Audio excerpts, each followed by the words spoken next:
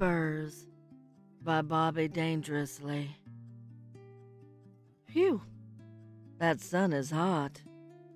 The Arizona desert is unbearable this time of year. The desert is very dry and unforgiving. It's becoming unnoticeable now as I start to die.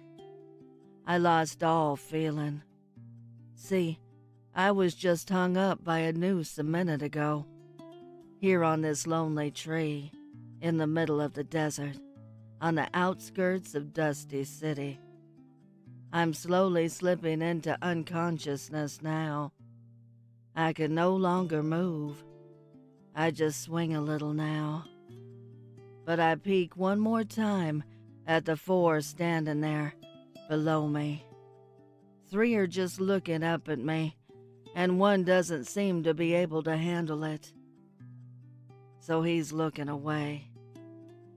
As I die now, my spirit leaves my body. I notice that I don't go anywhere. It seems I'm stuck here. How great. The 4 leave and head back to town, I reckon. They left on horseback, and they take my horse as well. I vow revenge on my executioners. They have no idea what will hit them. The moon is high tonight. A full moon. What a sight to see. The small town of Dusty City in the moonlight. Something myself and my girl always enjoyed. I'm really going to miss her.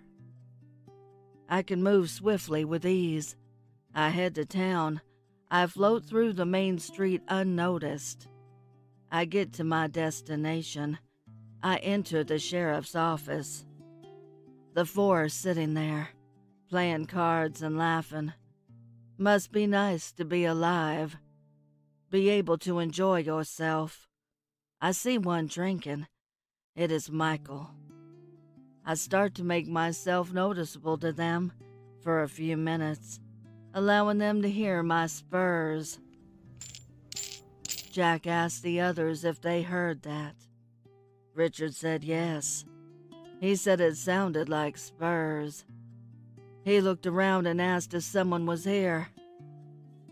Of course, I didn't reply. I clanged my spurs again, walking across the floor. I see Jack again. He's looking very scared now. Michael got up from the table and walked over to the jail cell. He asked the occupant if he was making the noise. The occupant said no. I clanged my spurs again and again. Jack and Richard started to get more frustrated, and Michael got a little angry. Michael yelled, "Who's there?" Of course, I don't make a sound. Jonathan, the 4th man, got up and looks to be shaken. Of course he is. That one couldn't even look at me while I was hanging. I clanged my spurs again. This time I start to walk closer to them. Jack got a little courage and drew out his gun. He said to come out, so he can see whoever is making that noise. He said he will deal with them personally. I swoop in and take over his body. I control his arm and I swiftly turn and point the gun at Michael and shoot him right between the eyes. Michael falls dead to the floor, flat on his back. Richard screams out in horror, as he couldn't believe that Jack would do that. Jonathan ran to the far desk and hid under it. I turned my attention to Richard. I screamed using Jack's voice and said, "Revenge!" Richard looked puzzled and horrified. I shot him right between the eyes. He fell against the wall and slid down to the floor, sitting upright against the wall, his face all covered now in blood. I then called out for Jonathan to come here, using Jack's voice. He crept out of the desk with his hands up. He was bent over, scared. He asked me not to shoot. I paused and looked at him. I raised the arm and put the gun to Jack's head and shot, killing him. My spirit left Jack's body and I moved in front of Jonathan. I was showing him myself, my spirit form, floating right in front of him. He was completely frightened. I noticed he pissed himself. It's all on the sheriff's office floor. He started to cry, to beg me not to kill him. He got down on his knees in his own urine, pleading me not to kill him. He then asked me what I was going to do to him. I told him I was letting him go. He looked surprised, but then I told him he will need to tell the world that any criminal, bank robber, sharpshooter, killer who comes into this town will die instantly. They will not survive the night. This town is haunted by a killer ghost who was once the sheriff, Elmer Rittenhouse. I screamed really loud, and that frightened the hell out of Jonathan. He got up and ran out of the sheriff's office and leaped onto his horse. Jonathan, riding off on his horse, left screaming what I just told him. The world will know that the sheriff is back in Dusty City. Gentleman Bill Toombs by the Prowler. Gentleman Bill Toombs was undoubtedly the fastest gun west of the Mississippi, and if there was one faster in the east, no one really gave much of a half a shit, because it was out west where things mattered most, at least when it came to gunfighting. Yes, sir, gunfighting was the gentleman's business, and business was good. Mr. Bill Toombs received his nickname, Gentleman, for his courtesy he showed his victim before and after the gunfight, making sure after he killed his opponent, he gave them a proper burial. From Virginia City in Nevada to Marshall, Texas, the gentleman has left a wake of corpses on his trail. Wanted in 5 states, his face is etched in the minds and memories of every lawman and bounty hunter in half the West. Unfortunately for them, the gentleman doesn't just dispose of fellow gunfighters. He also gets a real pleasure of dispatching lawmen and bounty hunters, especially the bounty hunters which he considers one step up from being rats on a cockroach. If you're brave enough to come after him, he considers you fair game, shiny star or not. It doesn't matter to him what you're wearing or who you are, because at the end of the affair, you'll be resting 6 feet under after you meet with the gentleman.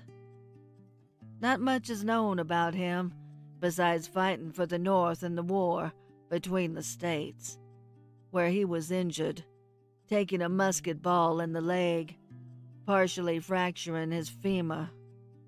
It left him with a slight limp when he walks, but nothing outright noticeable, and definitely not a hindrance to his gunfighting skills. There are claims that he hails from the East, either Boston or somewhere in Pennsylvania, supposedly coming from a wealthy family, expected to go to medical school. Whatever the reason, those plans changed, and he found himself in the West, with a penchant for gambling and women, 2 things that could get you quickly killed in the West. So he latched on to an old gunfighter who went by the name of Samuel Sawed-Off Johnson, a reputable gunsman who taught the young gentleman everything he knew about killing a man. Now, with the knowledge of defending himself and handling a piece of iron, he set out blazing his trail of self-debauchery across the deserts of the West. He didn't take long before he found himself in his first bit of trouble. It happened gambling at the poker table. He was accused of cheating, which he denied, but was definitely doing, by a man named Prickly Pants Sam Waterston. Old Prickly Pants jumped up from the table and started for his gun, but the gentleman Bill Toombs remained seated and quickly pulled out his silver-plated revolver and sent 2 rounds into Prickly Pants' groin. He was the first to find out there's no one faster than the gentleman.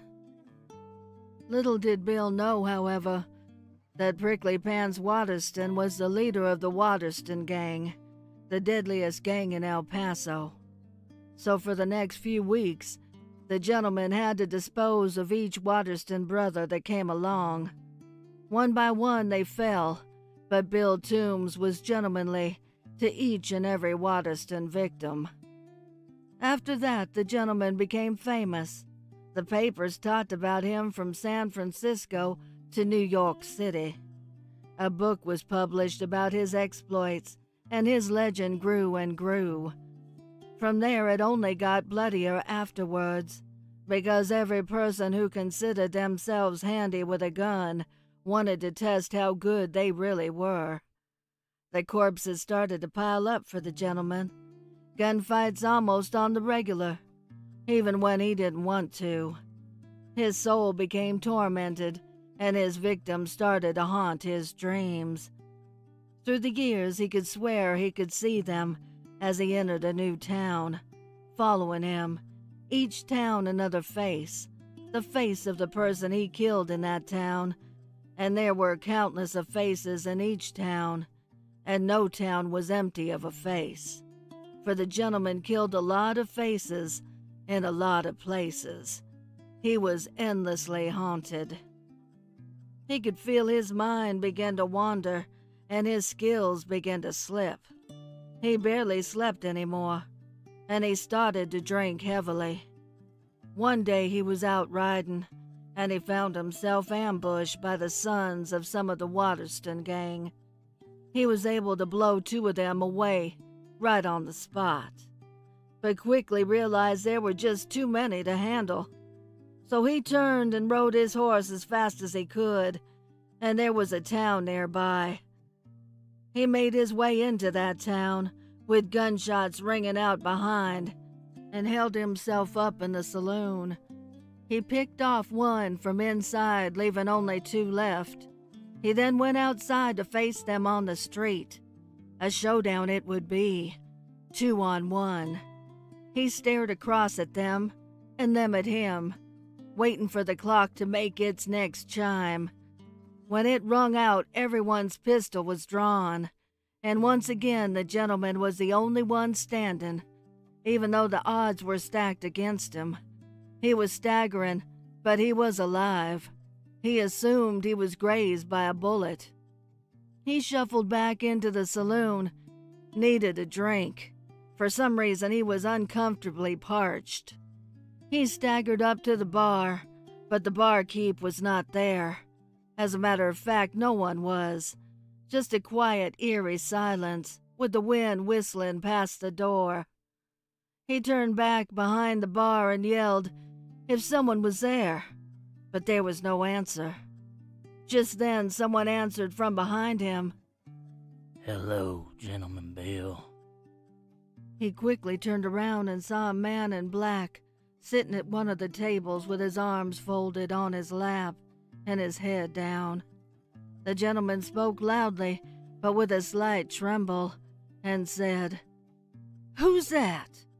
Who goes there? Where did you come from?" The man in black slowly raised up his head and said, "It's me." The gentleman's eyes widened in fear and muttered, But you're dead. I killed you 2 years ago." The man was Lee Stubblefield, a bounty hunter the gentleman killed in Texarkana 2 years ago, leaving a brothel. The bounty hunter smiled and said, You sure as hell did. Put 2 slugs in my chest. Died right on the spot. I appreciated how gentlemanly you were about everything, though, and burying me properly. The gentleman started to tremble slightly and sat down at the table.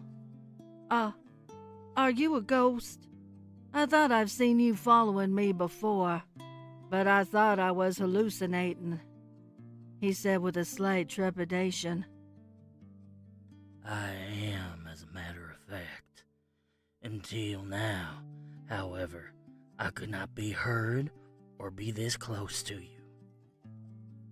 The bounty hunter said with an air of mystery.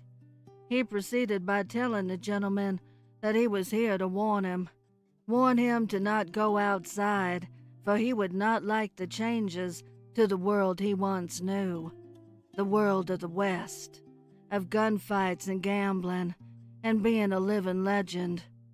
He then told the gentleman he was here to take him with him, and when he said that, the doors to the saloon opened, and in walked other individuals the gentleman had killed over the years. Other ghosts. The gentleman quickly jumped up and shouted, Why me? What do you want with me? I killed you all fair and square, and was plumb polite with all your burials as well. They don't call me the gentleman for nothing.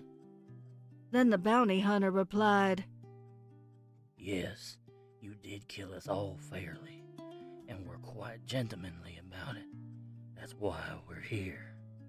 You were a worthy opponent, and you deserve to come with us to a world that would suit you better, where a proper gunfighter belongs.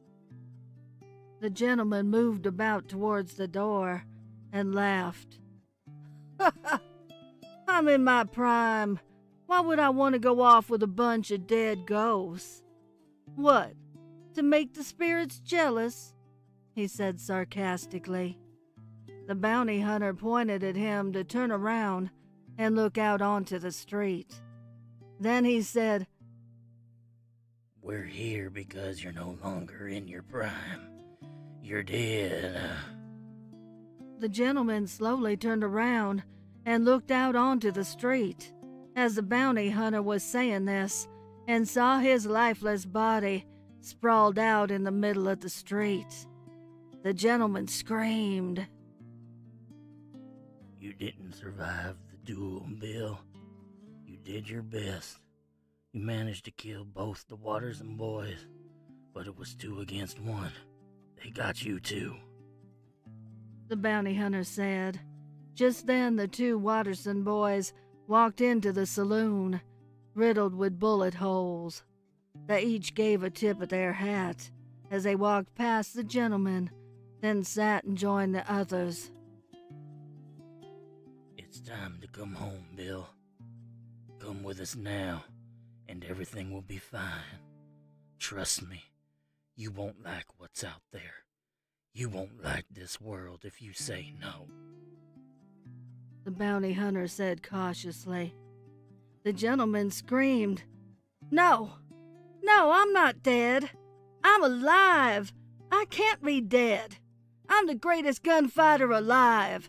No one can kill me. Be gone from here. Get away from me, you damn ghosts. Then he flung open the saloon doors and went outside.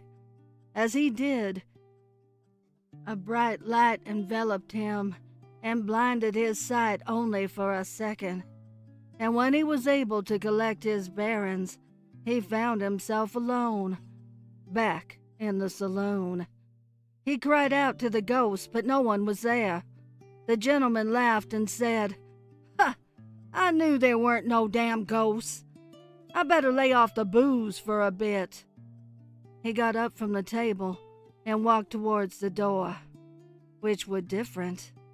This was a solid door, where the other saloon doors were the ones that swung open, and you could see what was going on outside. As a matter of fact, this whole room was different.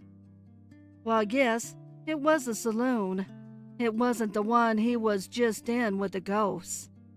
He continued towards the door, and as he got closer, he could hear voices.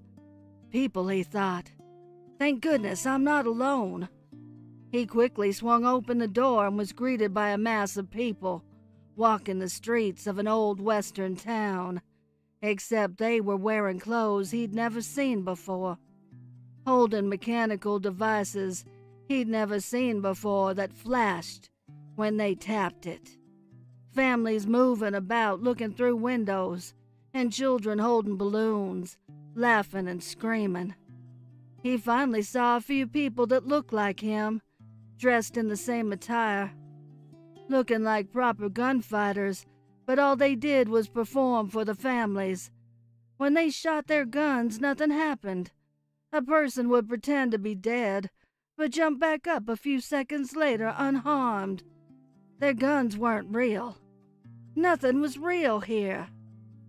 The gentleman walked into an Old West reenactment town with tons of tourists and Old West reenactors. This was his world now, being forced to watch modern society as it passed him day by day, making light of the life he once lived.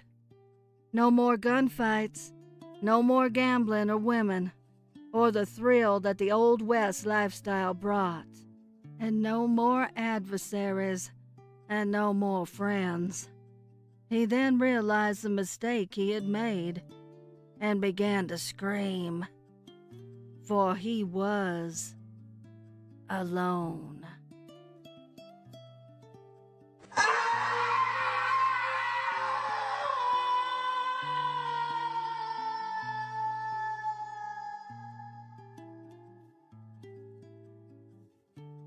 The Legend of Woodruff Mines by Bobby Dangerously. There is a story spoken around here, in these parts. It comes from a small town that is miles out in the middle of the western desert. There's supposed to be a mine filled with gold, or at least that's what they say. It's on the outskirts of the small town of Dusty City. The story is about the gold mine. It's called the Woodruff Mines. The Woodruff family found the mine and claimed it theirs, hence the name. The legend of the mine is that it's haunted and the spirits are very evil and violent.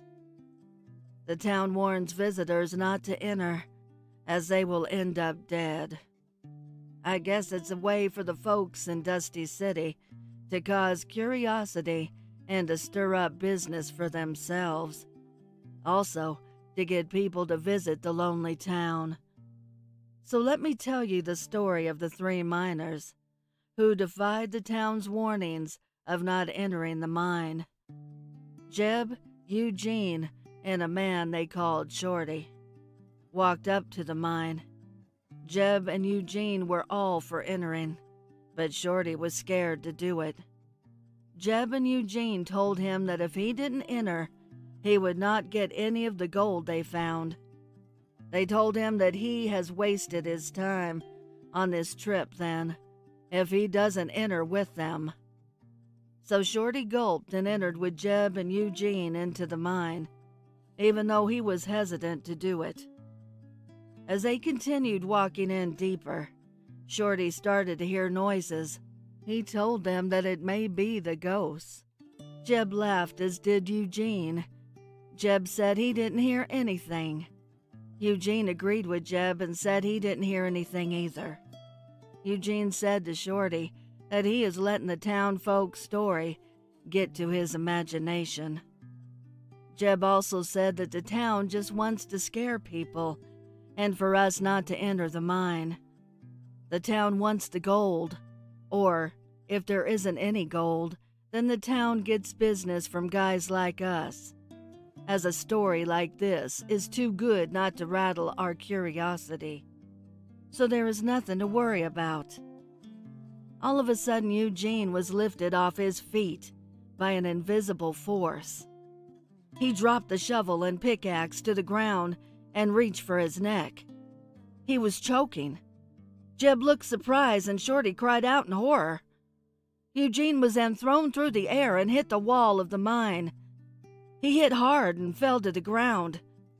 Then the pickaxe lifted off the ground by itself and flew through the air and into Eugene's forehead, killing him instantly. Jeb and Shorty cried out in horror. Jeb pushed Shorty over, running, as he tried to leave the mine. He didn't get anywhere, as he was also lifted in the air by an invisible force. He was lifted by his ankle. His legs were up in the air and he was being whipped around in a circle. He then got closer to some rocks and splat. His head was crushed against the rock, and his body was tossed to the side. It lay there in the dirt, dead. Shorty was now so scared he couldn't move. He looked around as he couldn't see anything, or any ghost for that matter. He begged the ghost not to kill him, as he apologized for entering the mine. He said he just wants to go home. At that moment, a ghostly scream came from everywhere.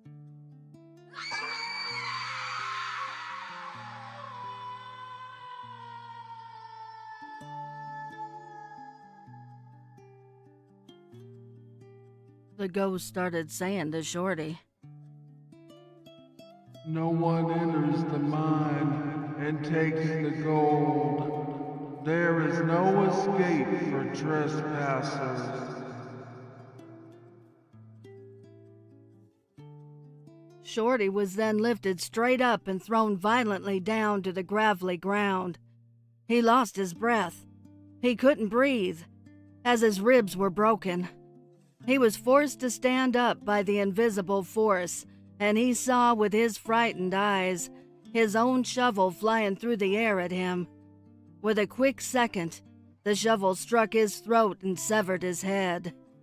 His body fell to the ground, and his head rolled across the floor. The remains of all three were then thrown out of the mine, and they lay there in front of it for all to see. You see, that's what happens when you don't listen to the warnings people put out there.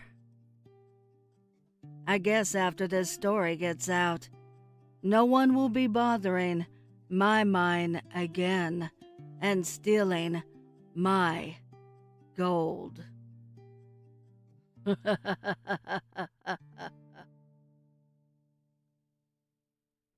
Virginia City, Nevada Boneyard, circa 1979, by O.K.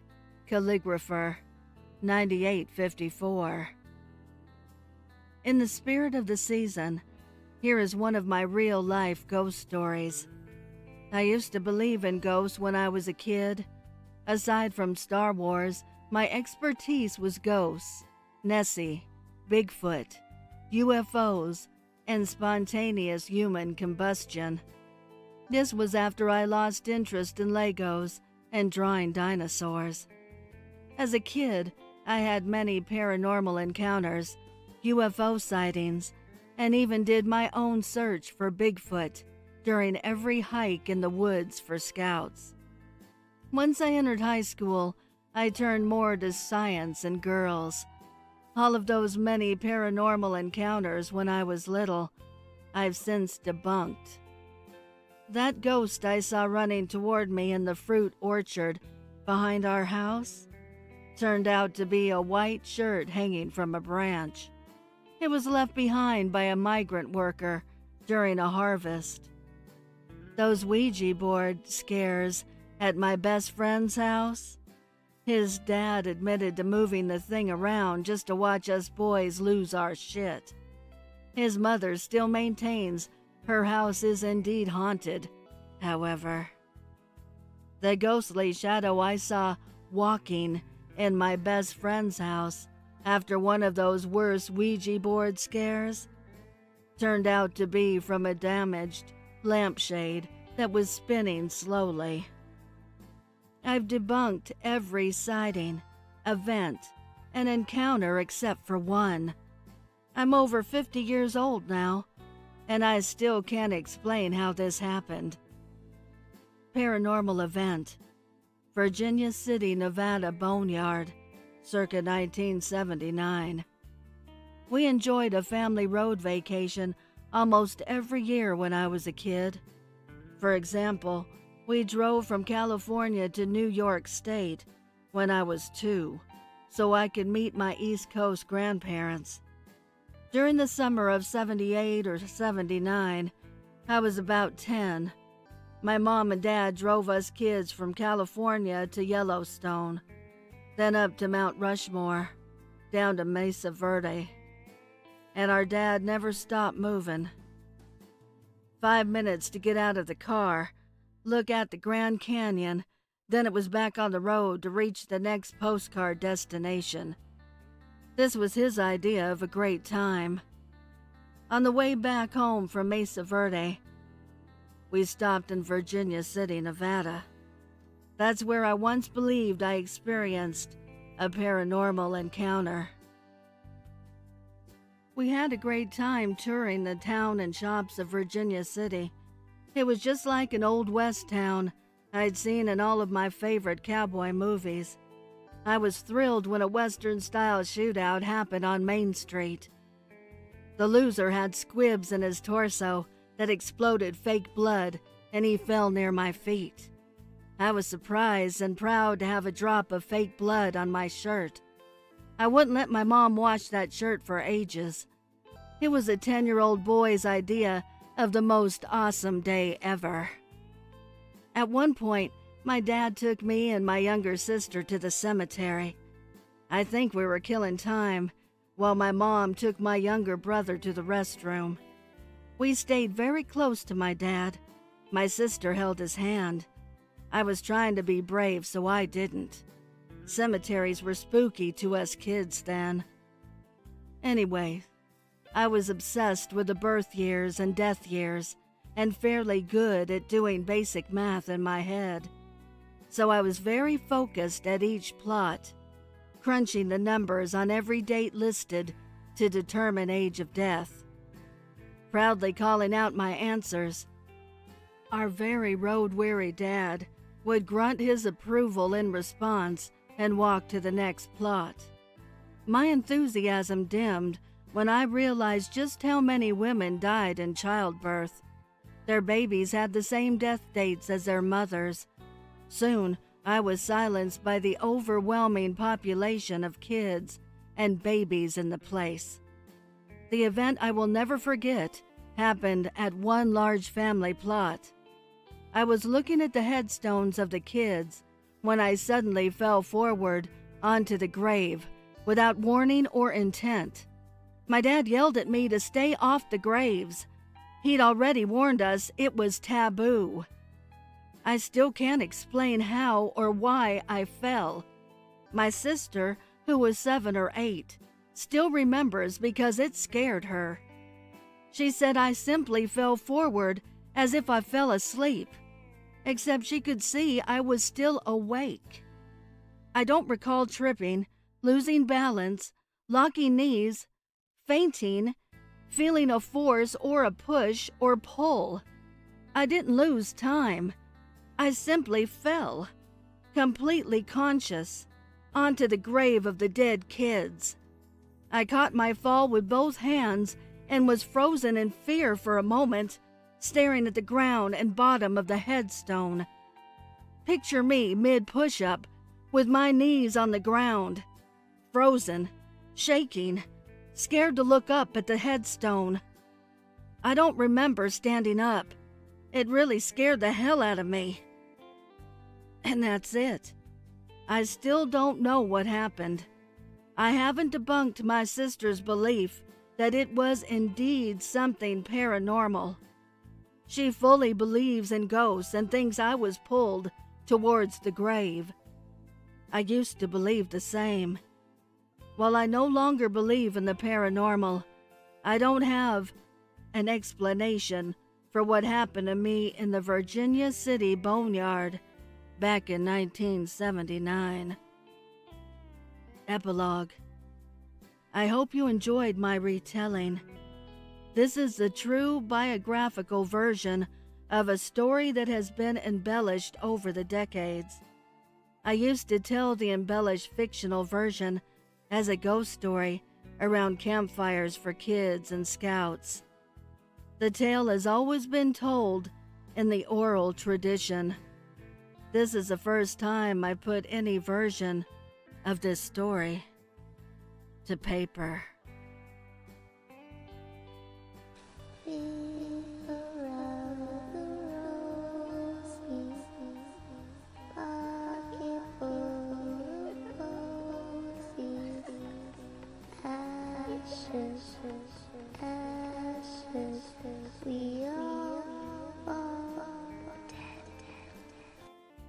The Cowboy by Anonymous.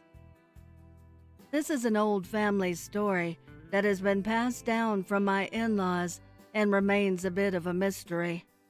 My grandma-in-law and father-in-law spoke of it often, but my no-nonsense grandpa-in-law denied it as he got older.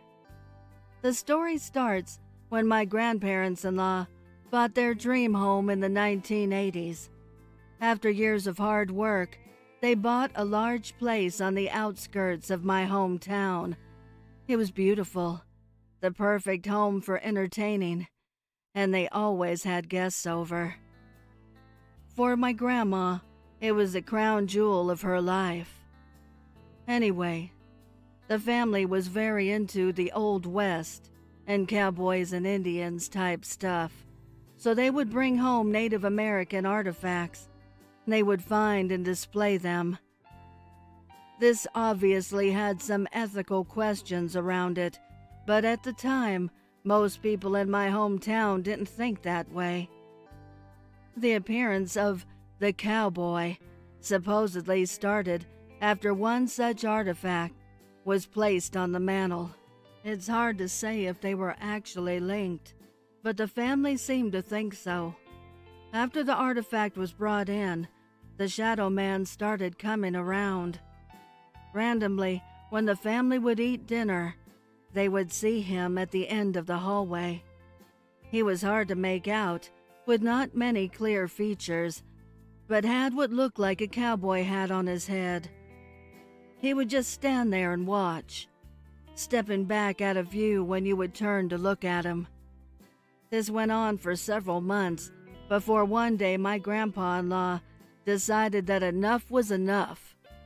He threw down his dinner fork, jumped out of his chair, and ran at the figure. The shadow man then turned and ran into the bedroom, where my grandpa confronted him. Supposedly, the figure stopped in its tracks, turned around, faced my grandpa, and disappeared. He never returned again after this, with my grandpa successfully scaring him off. To this day, I don't know what this could have been, but it's in our family folklore, and I have no reason to disbelieve my grandmother-in-law over what she experienced. I wasn't born at this time, but it remains a favorite family ghost story. I would like to give a heartfelt thank you to the special friends of the channel for your overwhelming generosity. If you would like to support the channel, the link is below in the description. Also, please send me your stories and poems to duchessofdarkness27@gmail.com.